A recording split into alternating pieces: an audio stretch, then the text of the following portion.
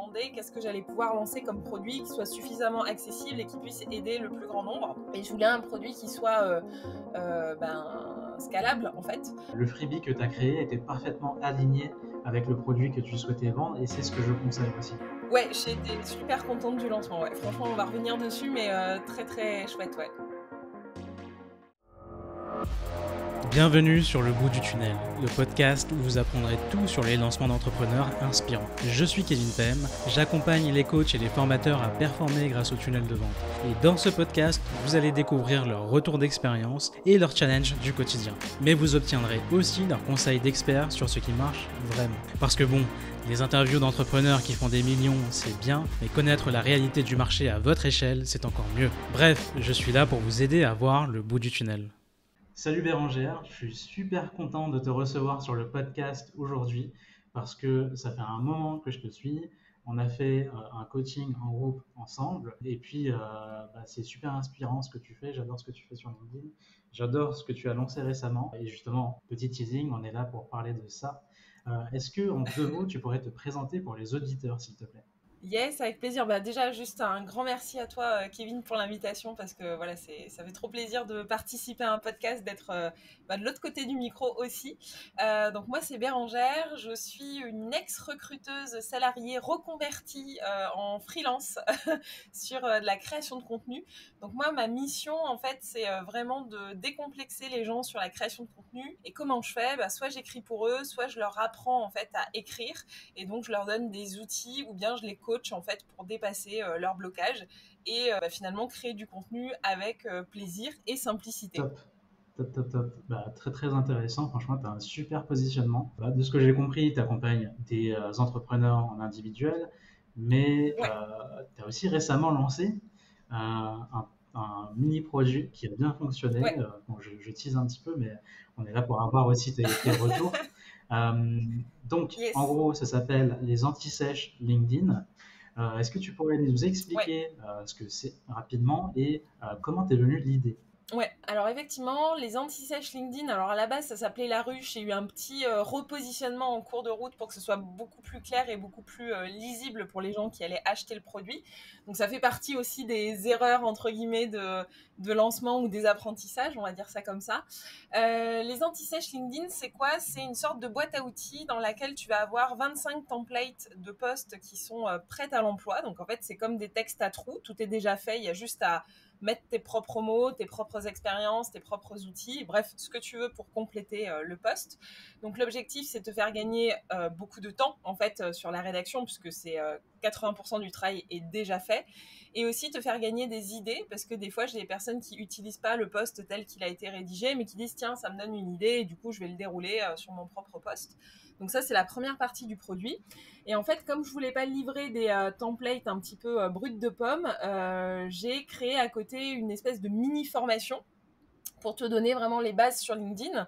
Donc c'est 1 heure de module de formation découpé sous différentes capsules vidéo qui te donnent en fait les bases pour savoir à qui tu t'adresses, qu'est-ce que tu vas raconter comme message, parler des stratégies de communication sur LinkedIn, de l'algorithme. Bref, c'est assez complet finalement sur 1 heure de formation. Et l'objectif, c'est quoi? C'est que tu es un espèce de package clé en main pour te lancer sur LinkedIn sans dépenser une fortune parce que le produit, pour le coup, il est à tout petit prix. Moi, je me suis positionnée sur un prix à 67 € TTC. Donc, c'est vraiment, c'est presque donné en fait. Ça reflète pas du tout la valeur du produit, mais c'était important pour moi que ça reste voilà, vraiment accessible en fait. Top, bah oui, je te confirme que le prix était vraiment sexy parce que je l'ai acheté moi-même, déjà Ça a pour ton marché. expertise, et puis surtout parce que ça répondait parfaitement à la problématique que je rencontrais au moment où je l'ai acheté, c'est-à-dire que je voulais recommencer à publier sur LinkedIn, mais je me rendais compte que c'était trop dur de créer des posts en partant de zéro. Ça me prenait un temps fou, et Ouais. là, le fait d'avoir ces petits raccourcis, d'avoir le travail pré-mâché pour nous et qu'on ait juste des cases à remplir, et derrière après reformuler si on veut, c'était vraiment top. Est-ce que tu pourrais nous expliquer le contexte avant de lancer ce produit? Qu'est-ce qui a mené au lancement de ce produit? Ouais, en fait, le lancement de ce produit, donc déjà, il y a le côté où moi, j'étais beaucoup sollicitée par des freelances, des indeps, bref, des gens qui sont vraiment indépendants sur leur business et qui avaient du mal à communiquer sur LinkedIn. Et je peux pas ghostwriter, enfin rédiger les posts de tout le monde, tu vois, donc ça c'est pas possible. Et d'un autre côté, les coachings que je donnais sur LinkedIn en individuel, le prix est plutôt premium. Et donc, il y avait un contexte, on va dire, client qui fait que je me demandais qu'est-ce que j'allais pouvoir lancer comme produit qui soit suffisamment accessible et qui puisse aider le plus grand nombre. Et je voulais un produit qui soit scalable, en fait, où j'ai un temps d'investissement au départ en termes de temps et puis minimum de ressources quoi, à créer, et qu'après ça puisse se dérouler tout seul et que j'ai plus rien à faire. Donc ça, c'était le contexte client. Et mon contexte perso, on va dire, en tant qu'indépendante, que freelance, c'était que je voulais aussi arrêter de monnayer mon temps et faire un switch un peu de business model et de me dire je fais de la presta, c'est ok et ça me plaît, mais j'ai envie finalement d'être un petit peu plus libre. Et si demain il m'arrive quoi que ce soit, si je tombe malade, si mes enfants sont malades, bref, on connaît pas le contexte perso, il y a tellement de choses qui peuvent se passer que j'avais envie de développer en fait un produit qui soit indépendant de moi et qui puisse tourner vraiment sans moi. Ouais, c'est exactement ça. Donc ça, c'est le contexte, client et contexte perso, et en fait, les deux réunis, ça a donné les anti-sèches. Ouais, t'as voulu vraiment décorréler tes produits de ton temps. Et ça, c'est un super moyen de commencer parce que tu as lancé ce petit produit et ça a hyper bien fonctionné. Ouais, j'ai été super contente du lancement. Ouais. Franchement, on va revenir dessus, mais très très chouette. Comment tu te sentais avant le lancement ? Alors c'est un mélange d'appréhension, de stress et en même temps d'excitation, tu vois, de me dire c'est l'aboutissement de quelque chose, parce qu'en fait, mine de rien, on se rend pas compte, mais en coulisses, ça demande du temps. Déjà de rédiger tous les templates, ça prend pas mal de temps. Et puis derrière, tourner les vidéos, faire la formation, etc. C'est aussi beaucoup de temps. Et puis moi, j'ai pas toutes les compétences, les montages vidéo, etc. J'ai tout fait toute seule, vraiment de A à Z. Donc voilà, et tu te dis en fait, ça y est, c'est le moment du lancement, donc je vais donner mon produit aux autres. Je sais pas comment ça va être accueilli, les résultats que les gens vont avoir, est-ce qu'ils vont être satisfaits, est-ce qu'ils vont trouver qu'il y a suffisamment de valeur, pas assez. Enfin, tu te remets beaucoup en question, je trouve. Pour le coup, j'avais l'impression de jouer ma vie sur le lancement, alors que quand tu regardes, c'était petit produit, petit prix, beaucoup de valeur ajoutée, c'est vrai, mais en fait, rétrospectivement, je me suis mis une pression de dingue, alors que l'objectif du produit, c'était que ce soit un petit produit. Ouais, c'est vrai que dans l'équation de valeur, si on peut appeler ça comme ça, il y a quand même beaucoup de valeur, tu enlèves quand même beaucoup de challenges du prospect. C'est-à-dire que le challenge, c'est je sais pas quoi écrire, je sais pas comment écrire, je connais pas la stratégie. Ouais. Tu simplifies quand même vachement tout ça dans le produit, vu que tu as véritablement fait une mini-formation à côté des templates, quoi. On n'a pas juste les templates, genre des textes à trous à remplir, débrouille-toi avec ça, quoi. Tu nous as expliqué comment utiliser ça. Et ça, c'était vraiment top. Alors, pour lancer le produit, en gros, est-ce que tu avais une stratégie donnée ? Et si oui, c'était quoi les grandes lignes de ta stratégie ? Ouais. Alors, j'avais une mini stratégie, on va dire ça comme ça, où je m'étais dit, je vais communiquer beaucoup sur Instagram et via ma newsletter. Instagram parce qu'il y a beaucoup de personnes qui sont freelance, qui sont dans ma cible si tu veux, et qui ont du mal à aller sur LinkedIn et qui n'ont pas forcément une grosse enveloppe budgétaire à consacrer à LinkedIn. Donc je m'étais dit en fait ça coche un petit peu toutes les cases, et comme je fais beaucoup de stories et que je parle beaucoup sur Instagram, y compris de LinkedIn, je m'étais dit c'est le bon lieu, le bon support en fait pour commencer à communiquer. À côté de ça, j'ai fait quelques mails de teasing et mails de lancement aussi. Donc moi d'habitude j'envoie une newsletter par mois, et là j'avais du coup envoyé 3-4 newsletters très très rapprochées pour inciter les gens un petit peu à acheter le produit. Et j'ai dû faire 1 ou 2 posts LinkedIn. Pour le coup, j'ai pas tout misé sur LinkedIn parce que, comme mes clients, en fait, tu vois, on rencontre exactement les mêmes problématiques. Faire des posts commerciaux sur LinkedIn, je suis pas trop pour. Moi, je suis plus en mode, je raconte ma vie de freelance, mes expériences clients, etc., etc. Mais parler que du produit à 100%, des posts très commerciaux, en fait, je l'ai moins fait. Et en fait, pour le coup, c'est une erreur aussi, c'est un apprentissage, tu vois, que je fais, en me disant, LinkedIn, ça aurait été un terrain de jeu parfait pour lancer les anti-sèches. Et donc, j'ai pas assez capitalisé dessus. Ok, c'est bon à savoir ça. Tu anticipes quelques questions, tu me Ouais. partages tes leçons, mais c'est cool du coup. Euh, alors moi, il y a un truc qui m'intéresse. On est quand même sur le bout du tunnel. Est-ce que tu as mis en place un Ouais. tunnel pour ce lancement? Est-ce que tu as mis en place quelque chose de particulier en plus de la page de vente? Pour le coup, non. Pour le coup, non. C'est vrai que j'ai pas assez structuré les choses. J'ai vraiment fait au feeling, en me disant un peu de com sur Instagram, un peu de newsletter, quelques posts LinkedIn, mais j'ai pas du tout ni construit ni structuré.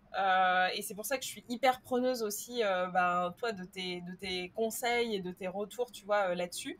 Je pense que sur d'autres produits, par exemple, j'ai en tête de lancer une V2 des anti-sèches avec un nouveau pack de templates ou autre, peut-être que je m'y prendrais différemment. En tout cas, je mettrais, je pense, plus de structure en place. Je me souviens que avant que tu lances ce produit payant, il y avait une version Ouais, gratuite auquel j'ai eu accès. ouais. Est-ce que c'était public? Est-ce que du coup ça rentrait dans la stratégie pour donner un avant-goût ou pas du tout? En fait, ouais, ce que je voulais, c'est que les gens s'inscrivent à la newsletter parce que ça fait partie de ma stratégie globale, en fait, de pouvoir communiquer sur mes produits, alors les anti-sèches comprises, mais pas que. Et donc, je m'étais dit, en fait, une bonne manière d'attirer les gens sur la newsletter, c'est de leur offrir quelque chose de gratuit et que les templates, finalement, là, quand tu t'inscris à ma newsletter, tu reçois 8 templates de posts pré-remplis. Et je trouvais que c'était une bonne entrée en matière pour montrer un aperçu de mon travail en fait et de ce que tu allais trouver dans les templates parce que en fait il y a beaucoup de gens qui disent oui je vais te donner accès à des templates etc et au final tu te rends compte que c'est juste des idées du type Totalement. 3 outils que j'utilise au quotidien et en fait le post il est pas du tout structuré et c'est juste des idées comme ça et moi je voulais montrer que les templates ils allaient beaucoup plus loin et que c'était vraiment du texte à trous à remplir mais que le travail était fait à 80%.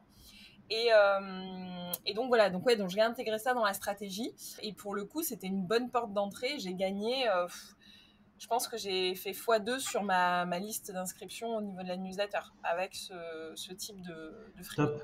Quand tu dis que tu as fait x2, c'était à peu près combien?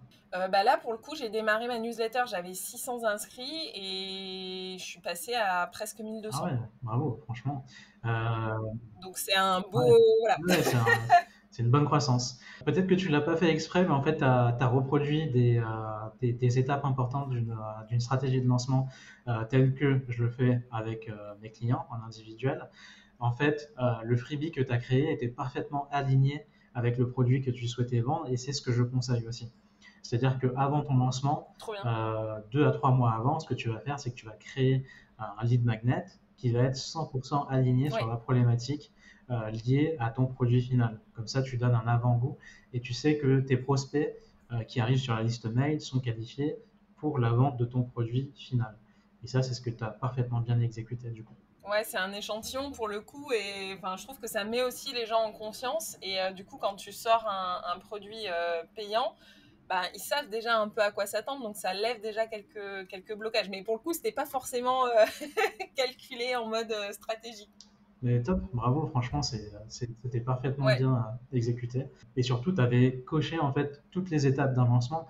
C'est-à-dire qu'avant le lancement, je vais conseiller à mes clients de faire une phase de pré-lancement pendant 30 jours. Pendant 30 ouais, jours, ils vont essayer de chauffer leur audience, mais toi, tu n'avais pas besoin de faire ça parce que tu publiais déjà régulièrement. Et en plus, si je me souviens bien, tu avais participé à un challenge juste avant ou pendant où tu ouais. avais déjà augmenté la fréquence de tes posts. Exactement. J'étais passée, donc j'ai fait le challenge de Nina Ramen, son bootcamp en fait. Le challenge, c'est une publication par jour pendant 30 jours. Et moi, du coup, j'ai fait 2 publications par jour sur un mois. Et pour te donner un ordre d'idée, avant, je publiais 2 fois par semaine. Donc 2 fois par semaine versus 2 fois par jour. Voilà, et j'ai eu un pic Ouais. aussi de visibilité, une audience qui a vraiment beaucoup augmenté. Ouais, et ça a participé à ça. Bah, bravo pour ça aussi. Bah, sans le savoir, vraiment, tu as fait un lancement comme je le vois en fait. C'est-à-dire, tu as augmenté ta visibilité auprès de ton audience, tu as augmenté le niveau de confiance qu'ils peuvent avoir en toi parce que tu as démontré ton expertise. Tu as aussi montré à travers ce que tu fais, ce que tu enseignes. C'est-à-dire que tu as validé Ouais, ce que tu enseignes. Tu montres clairement aux gens comment générer des prospects, mais surtout des clients grâce à LinkedIn, et c'est ce que tu as fait au final. Donc tu viens aussi valider ton autorité et devenir ta propre preuve. Ah, trop cool, j'ai fait un vrai lancement. C'est ça. Bah, tu as fait un vrai lancement, franchement, Ouais, ouais, bravo. Euh, merci. Est-ce qu'on peut parler un petit peu de chiffres? Ouais, Concrètement, on va pas tourner autour du pot. Je ouais, sais que l'audience s'intéresse à ça. Combien est-ce que ça a pu te générer de chiffre d'affaires, ce lancement? ouais. Alors, le lancement pur m'a permis de générer presque 5 000 euros Bravo, c'est hyper inspirant sur un petit sur produit un comme petit ça, produit. surtout. Ouais, ouais. Alors, je suis pas très bon en calcul de tête comme ça, mais ça t'a fait une centaine de ventes à peu près, C'est c'est ça, ça? exactement. En fait, Bravo. pour le coup, quand j'ai lancé et que je commençais à avoir les notifications Stripe, tu vois, qui arrivent comme ça, et tu te dis, waouh, comment on fait, enfin voilà, comment on gère et tout, et puis tu vois que ça augmente, ça augmente, ça augmente. Et en fait, ce qui était assez hallucinant, c'était genre le matin, je me réveillais et en fait, j'avais déjà des notifs sur le téléphone, et tu te dis, c'est fou parce que ça travaille pour moi. Enfin, je suis en train de dormir ou j'amène mes enfants à l'école ou j'en sais rien, et en fait, ça, voilà, ça travaille quand même pour moi. Et après la période de lancement, ça continue à travailler pour moi et tu continues à générer 1, 2, 3 ventes. Voilà. Donc ça, c'est vraiment topissime en fait. Ouais, Alors attention, j'imagine. c'est pas magique au sens où il y a du travail avant. En fait, c'est pas du Ouais. revenu passif, 100% passif. Mais c'est vrai que tu te dis, bah, en fait, là, je peux facilement toucher 300 euros dans la journée alors que je fais rien de plus, quoi. Tu as tout à fait de raison de rappeler que c'est pas magique, parce que toi, tu es venu cocher les cases, tu as une vraie expertise, tu accompagnes des personnes en individuel sur LinkedIn pour les aider à trouver des clients, donc à publier sur LinkedIn aussi. Tu as donné de la valeur, tu donnes tout le temps de la valeur à travers tes posts, donc te montre le niveau de confiance qu'on peut avoir en toi. Derrière, tu as créé un lead magnet qui était parfaitement aligné avec le produit que tu souhaitais vendre. Ce lead magnet, il t'a permis de faire x2 sur ta liste mail Ouais, et de dépasser les 1000 inscrits à ta liste mail, puisque tu as fini avec 1200 inscrits. Donc, tu avais coché vraiment toutes les cases pour faire en sorte que le lancement se passe hyper bien. Et ensuite, tu as vendu un produit que tu as pu créer grâce à cette expertise que tu as pris le temps de développer au fil des années. ouais, complètement. Et tu vois, je me dis, en ayant tous ces apprentissages et tout ça, tu vois, c'est tout bête, mais quand j'ai lancé le produit s'appelait La Ruche. Quand tu dis La Ruche aux gens, personne capte que c'est un produit en lien avec LinkedIn. Maintenant, voilà, le rebranding a été fait, donc maintenant c'est les anti-sèches LinkedIn, donc c'est déjà beaucoup plus clair dans la tête de tout le monde. Mais tu vois, par exemple, pour retrouver le nom des anti-sèches, j'ai fait appel au réseau en disant voilà, je voudrais renommer le produit, et donc ça a permis aussi de générer des ventes. En fait, ce qui est hyper puissant sur LinkedIn, mais je pense que c'est valable partout ailleurs, c'est le fait de construire en public, de demander l'avis à la communauté. Je ne sais pas si ça fait partie des phases qu'on peut intégrer dans des lancements ou autres, mais pour le coup, c'est hyper puissant et ça, enfin, les gens sont contents en fait de participer à la construction aussi du produit, tu vois. Ça, c'est vrai que c'est une théorie que j'ai souvent vue qui tourne autour de Ikea. Souvent, c'est comme ça que les experts, si on peut les appeler comme ça, en parlent. Le fait que les gens aiment bien construire, participer en tout cas à Ouais, la construction du produit. Même si c'est juste pendant une petite étape. Ils ont l'impression de mettre les mains dans le cambouis et de ouais. participer au lancement, quoi. Donc ça, c'est top que tu aies pu remarquer ça.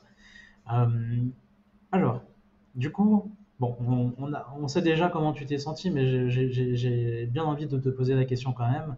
Comment est-ce que tu t'es senti une fois que le lancement était terminé? Honnêtement, j'étais soulagée. Je me sentais soulagée parce qu'en fait, tu te dis, bah en fait, maintenant, c'est plus dans mes mains, c'est les gens qui font un peu ce qu'ils veulent du produit. Et en fait, tu te dis, bah moi, j'ai donné mon maximum.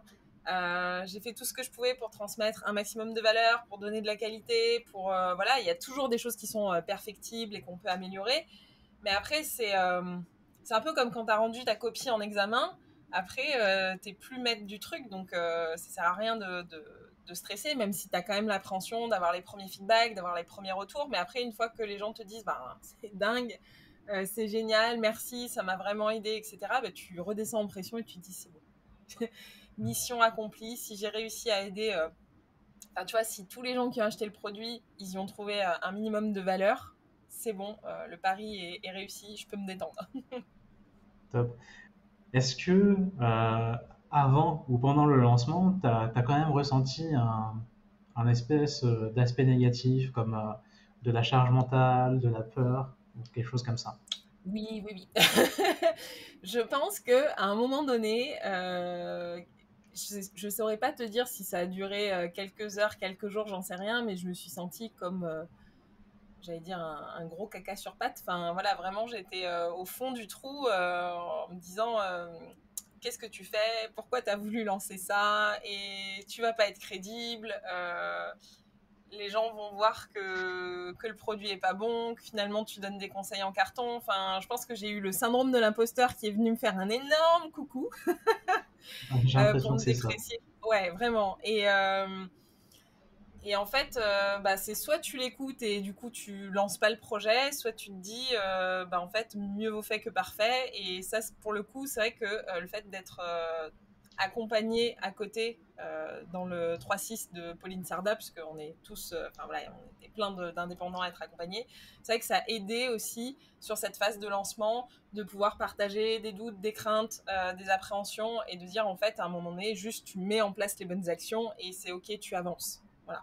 Mais ouais, après, je sais pas si tout le monde le ressent sur un lancement, mais cette grosse vague de négativité, elle est compliquée, je trouve, à absorber et à dépasser.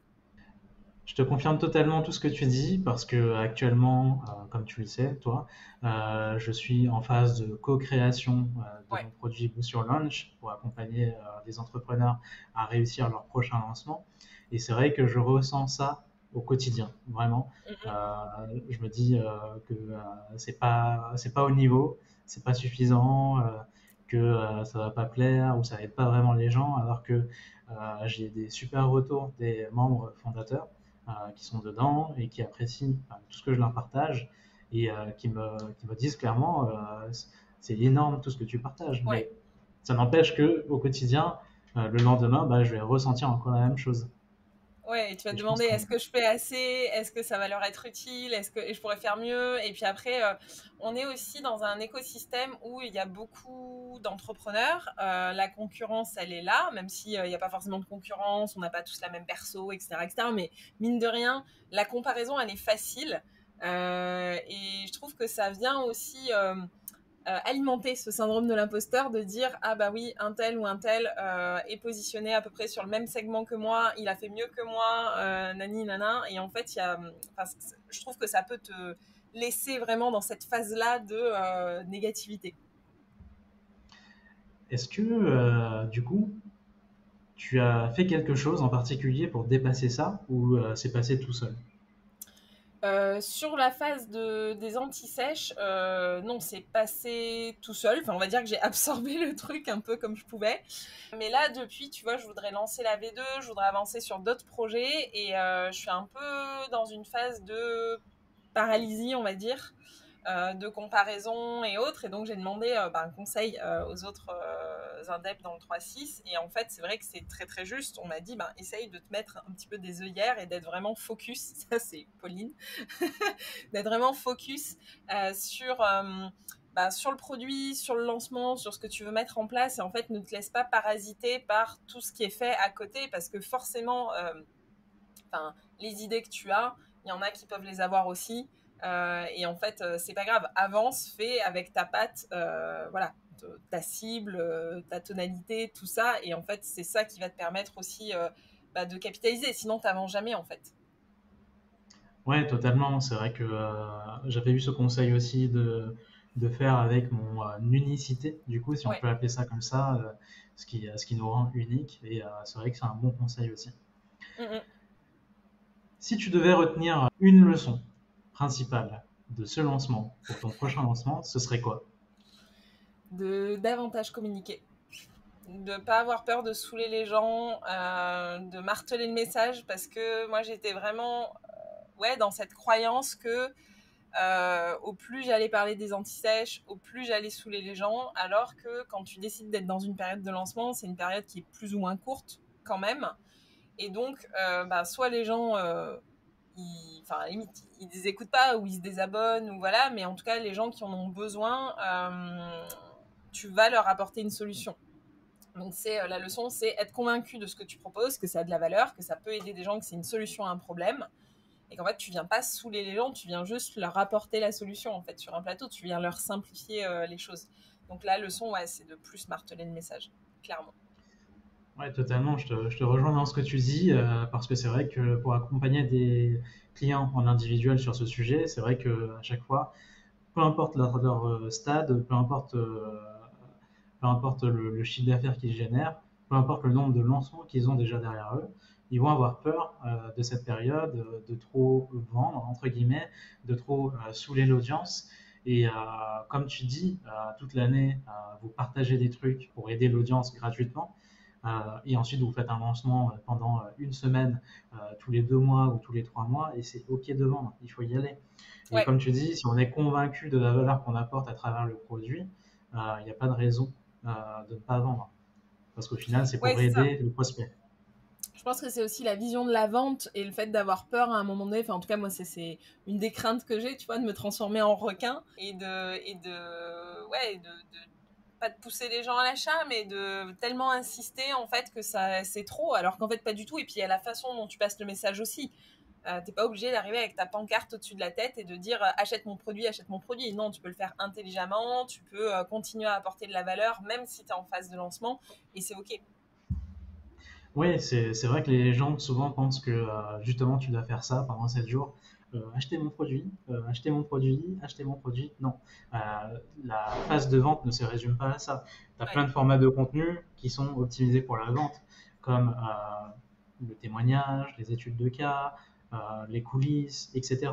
Donc tu peux très bien le faire, comme tu le dis, de façon intelligente. Complètement.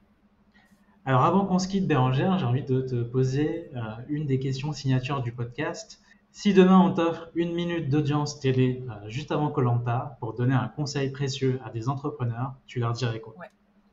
Je pense que le vrai conseil que je pourrais leur donner, c'est de se respecter.